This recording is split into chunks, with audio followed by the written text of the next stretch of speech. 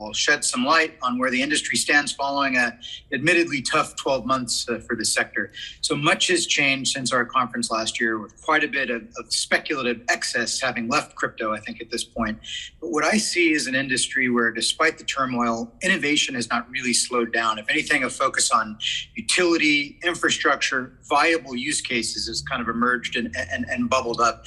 We're still believers in the underlying blockchain technology, continue to see it as transformative over a long period of time. So our hope over the next couple of days is to focus on the pragmatic side of the industry, on projects that have the highest probability over time to play an important role in fulfilling the potential of the technology when it comes to actually changing the way we do things. What are you seeing in terms of financial institutions exploring blockchain-based solutions to regain user trust? How do you see capital markets benefiting from blockchains and smart contracts? The one that we're seeing now with recent bank failures gives rise to a third one, which I call the fast case for blockchain adoption. So the previous two are the slow case, and the one that's happening more now is the fast case. And that's the one where there's a fundamental crisis of faith in a brand.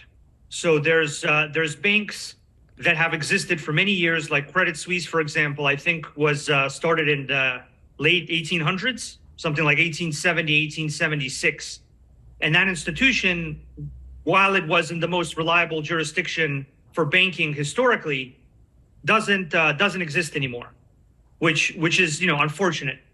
But in addition to being unfortunate, it starts to create this psychological crisis of faith for both retail and institutional clients.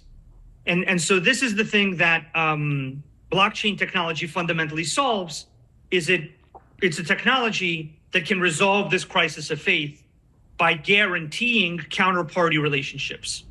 And when I say guaranteeing, I don't mean guaranteeing in the sense that there's a brand and the brand hasn't existed for over 100 years. And you can trust me, I'm regulated, or I'm really old as a brand, or I have tens of billions of dollars as a brand. Like if brands that have tens of billions of dollars are regulated and 100 plus years old don't continue to exist, then being a brand of that kind doesn't have the same value anymore.